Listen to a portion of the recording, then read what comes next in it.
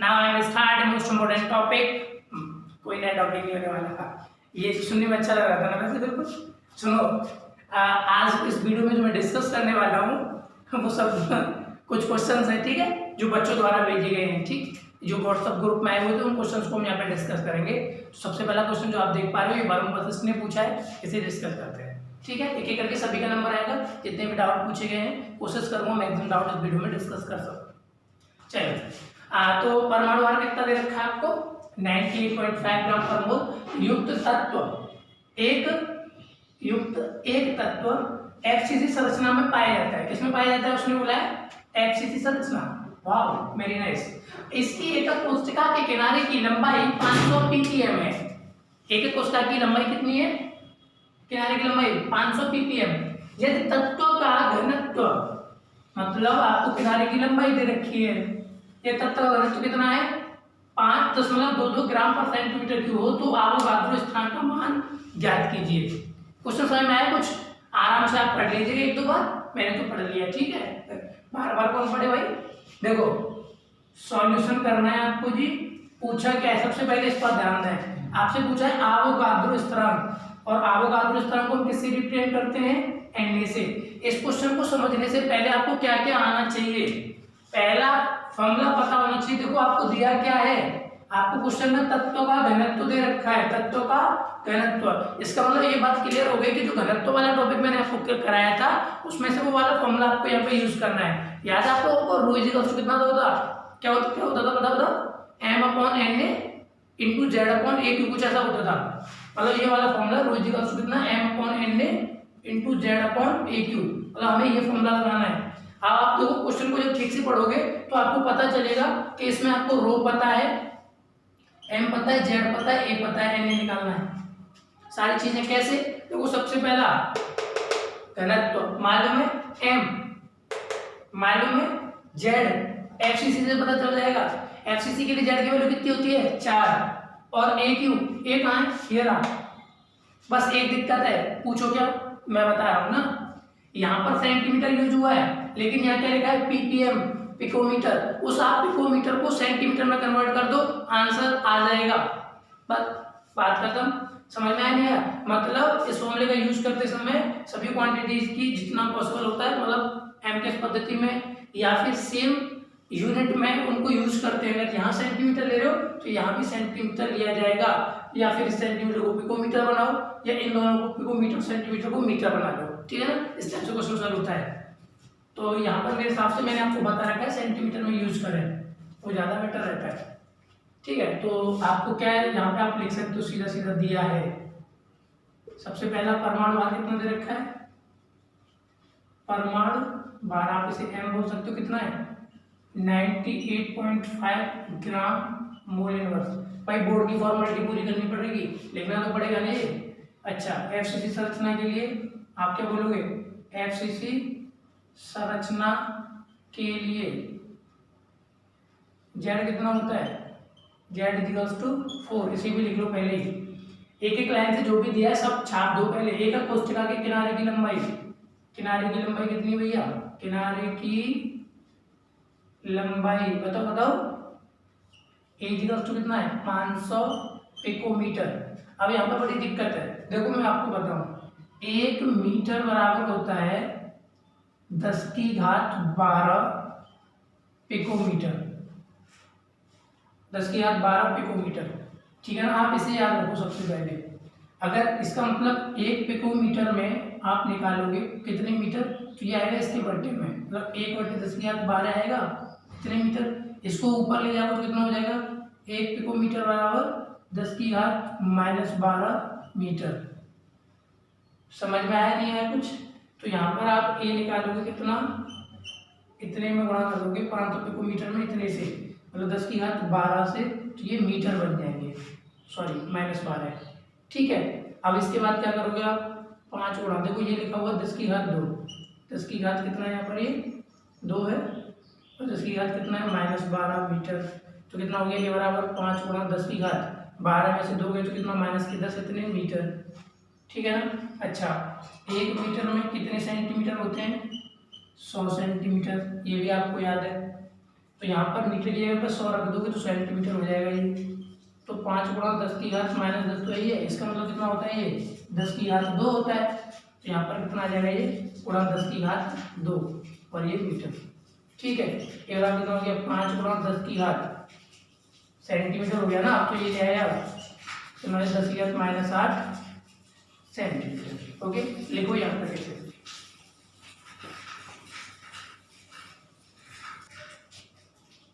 चलो नेक्स्ट देखते हैं। जैसे आपने ए लिख लिया, ठीक है, ए पता है, जेड पता है, एम पता है, सारी चीजें पता चल गई। उसके बाद आपको दे रखा है कितना तत्व का घनत्व, तत्व का घनत्व आप इसके नीचे लिखना, ठीक है। तत्व का घनत्व रो कितना दे रखा है आपको, रो दे रखा है 5.22 ग्राम सेंटीमीटर क्यूब। ओके, पर सेंटीमीटर क्यूब बोलेंगे इसे। तो चलो यहाँ पे आप फॉर्मूला लिखोगे, चूंकि हम मत जहां पर लिख के आ जाए, चूंकि हम जानते हैं कि क्या रोज का सूत्र होता है m upon n a into z upon a cube. ठीक है, तो यहाँ से एन ए कितना आएगा, अगर मैं इस एन ए को इधर ले जाऊं और रो को ले जाऊं इधर पट्टे में, तो कितना हो जाएगा ये m अपॉन जेड हो जाएगा ऊपर और रो आ जाएगा नीचे, रो इंटू ए क्यूब। ठीक है ना, सारी वैल्यू पुट करो। m कितना दे रखा है 98.5, जेड कितना आपको मालूम है 4, रो कितना ये दे रखा क्वेश्चन में 5.22 और ए कितना ये 5 इंटू 10⁻⁻8 और इसकी उलघात कितनी थी। ठीक है, आप इसे कैलकुलेट करिए भाई, अपने आप से खुद से कर सकते हो। जैसे आप इसे हल करेंगे, कैलकुलेशन नहीं बता रहा मैं, ये आएगा 6.04 आता है। ठीक है, और इंटू 10⁻23 यहाँ पर थोड़ा सा ये अलग आता है, तो कोई दिक्कत नहीं है, लगा हो तो ये 6 आना चाहिए बस। ठीक है, पता चला कि अभी 4 हुआ, ऐसा नहीं होना चाहिए। ठीक है, नोट कर लो फटाफट से।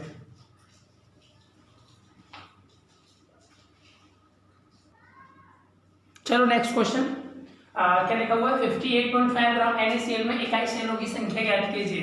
पहला क्वेश्चन है इस टाइप का जो आप करने जा रहे हो। ठीक है, कोई क्वेश्चन मैंने भी डिस्कस नहीं किया है, तो ये बहुत ही अच्छा क्वेश्चन है, बहुत ही मजेदार है। इस क्वेश्चन को पूछा है आपका प्रवीण ने। ओके, चलो कोई नहीं, धन्यवाद प्रवीण। तो बाकी बच्चों के साथ भी डिस्कस होगा ये क्वेश्चन। वैसे एनसीईआरटी क्वेश्चन तो मैं कराऊंगा। कितना लिखा है 58.5 ग्राम NaCl में। तो देखो यहाँ पर ग्राम में मात्रा आपको दे रखी है, आपसे इकाई सेलों की संख्या पूछी है। बहुत ही मजेदार क्वेश्चन है। इकाई सेलों की संख्या कनेक्शन ग्राम की मात्रा के साथ क्या हो सकता है, ऐसा तो कुछ पढ़ाई नहीं होंगे। तो सबसे पहले देखो मैं थोड़ा सा रिवर्स चलूंगा और आपको एक चीज बनाने की कोशिश करूंगा कि आपको मैंने एक टेबल बताई थी, और एक टेबल अगर आपको मालूम हो तो उस टेबल में मैंने आपको जिक्र किया था NaCl का। NaCl की संरचना भी बनवाई है मैंने, वहाँ पर NaCl का जिक्र भी किया, Na+ कहाँ मौजूद होते हैं, Cl कहाँ पर मौजूद होते हैं। तो अगर आप वहाँ पर देखेंगे तो आपको एक चीज पता चलेगी कि एक इकाई सेल में 4 NaCl अणु होते हैं। आप उस टेबल को देखिए, अगर आपको ये पता होना चाहिए कि एक इकाई सेल में NaCl अणुओं की संख्या 4 होती है, बस क्वेश्चन सॉल्व हो जाएगा। करेक्ट, चलो मैं करता हूँ। कहाँ से आया ये टेबल से, वो टेबल देख लीजिएगा। ठीक है, स्टैंडर्ड कुछ मानक बताए गए थे वहां पर है। तो देखो सबसे पहले NaCl की मात्रा कितनी है, NaCl की मात्रा दे रखी है आपको 58.5 ग्राम। ठीक है ना, जिसे आप चाहो तो W बोल सकते हो थोड़ी देर के लिए। अगर मैं यहाँ पर NaCl का अणुभार लिखूं, NaCl का अणुभार तो कितना आएगा, देखो Na सोडियम होता है 23, वो क्लोरीन होता है 35.5, ऐड करोगे तो यही आएगा 58.5। ठीक है ना, अणुभार लिख रहे हो, अणुभार का मात्रा क्या लिखा जाएगा यहाँ पर ये EMU, या फिर आप इसे क्या लिखोगे, आप इसे अणुभार को हम मोलर द्रव्यमान बोल सकते हैं इसका। NaCl का मोलर द्रव्यमान भी बोलेंगे, मोलर द्रव्यमान, जो मोलर द्रव्यमान वर्ड यूज किया जाता है तो पर मोल लिखा जाता है, और ये आएगा फिर मात्रा किसका, ग्राम पर मोल। ठीक है, चलो एग्जैक्ट के लिए लेके चलते हैं। NaCl का मोलर द्रव्यमान आ गया, तो अगर मैं NaCl के मोल निकालूं, NaCl के मोल, तो मोल का फॉर्मूला क्या होता है W अपॉन, इसे कुछ बोल दो यहाँ पर, क्या बोलूं मैं, M बोल दो, इसे M बोल देते हैं ना, W अपॉन M होता है, मतलब दिया हुआ द्रव्यमान, मतलब दी हुई मात्रा अपॉन मोलर द्रव्यमान, है ना। आपको याद है ये वाला फॉर्मूला, नहीं याद है तो कर लो। क्या होता है, given mass upon molar mass बोलते हैं वैसे इंग्लिश में, तो इंग्लिश में लिखूं छोड़ो रहने दो, आप सिंपल डब्ल्यू अपॉन एम ही लिख काम चला दो फिलहाल, मतलब NaCl की मात्रा डब्ल्यू अपॉन NaCl का मूल द्रव्यमान आप यहाँ पर बोल सकते हो, बोलना चाहो तो यहाँ पे लिख लेना क्या NaCl की मात्रा और यहाँ पे लिखना NaCl का मूल द्रव्यमान। कितना दे रखा है ये आपका पास 58.5 ये ग्राम और ये कितना ये है और ये भी 58.5 ग्राम पर मोल। तो देखो इससे कैंसिल आउट हो गया, ग्राम से ग्राम कैंसिल आउट हो गया, मोल बन जाएगा ऊपर, ठीक है ना। तो ये कितना बना, इससे टोटल कटेगा तो एक ही तो बचा यहाँ पर 1 मोल। तो आपको ये पता चल गया कि NaCl के मोल कितने हैं। सबसे पहले हमने ये पता किया कि इतने ग्राम में NaCl के मोल कितने हैं, ठीक है ना। अच्छा एक और बात, ये बात क्लियर हुई, चलो। और 1 मोल आपको मालूम है कितने के बराबर होता है, 1 मोल बराबर होता है 6.023 × 10⁻23 अणु। इसका मतलब अणु किसके आएंगे, अणु परमाणु या आयन होते हैं, ठीक है। तो NaCl के बारे में बात करें तो NaCl अणु आ जाएंगे, ठीक है। ये बात समझ आ गई। इसका मतलब हमें ये पता चलेगा कि इतने में, सबसे पहले हमने पता किया कि इतने में कितने मोल होते हैं, मतलब 58.5 ग्राम में मोल कितने, वो निकल करके आया 1 मोल, और 1 मोल बराबर होता है इतने अणु के। अगर यहाँ NaCl लिखा है तो NaCl है, यहाँ पर कुछ और लिखा होता वो आता, सीधी सी बात, ठीक है ना। अणु लिखा है तो अणु आ रहा है, परमाणु होता तो परमाणु आते, और आयन होते तो हम यहाँ पर आयन भी लिखते। चलो ठीक है, तो 1 मोल बराबर हो गया इतने अणु के। चलो नेक्स्ट, आपके पास टोटल अणुओं की संख्या पता चल गई। टोटल अणु कितने, मैंने बोला 1 इकाई कोशिका में, 1 इकाई कोशिका में अणुओं की संख्या, अणुओं की संख्या आपको टेबल से पता चलेगा ये कितनी होती है साहब, 4। 1 इकाई कोशिका में अणु होते हैं 4, कितने होते हैं, 1 इकाई कोशिका में 4 अणु।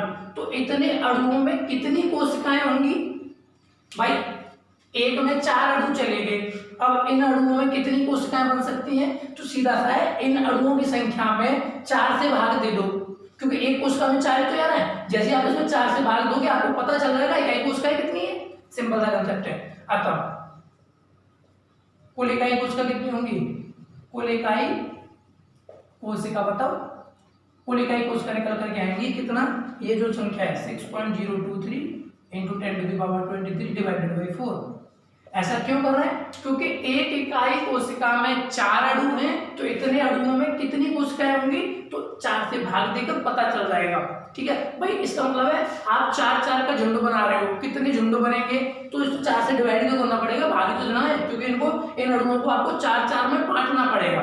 बांटने के लिए तो हम भाग देते हैं बट्टा वर्ड जो बना है, पद की दे रहे नहीं, इसीलिए 4 से भाग देंगे, और 4 से भाग देने पर कितना बना यहाँ से 3 बनेगा, ये तो मतलब 1.5 लगभग, ये कितना हो जाएगा 1.5 हो जाएगा ना, क्या कैलकुलेशन गड़बड़ कर दिया है, यहाँ से 3 बटे तो 1.5 ही बनेगा, ठीक है। तो ये 0.5 कर सकते हो वैसे, तो 1.505 × 10⁻23 इतनी इकाई कोशिका, ये आपका आंसर है।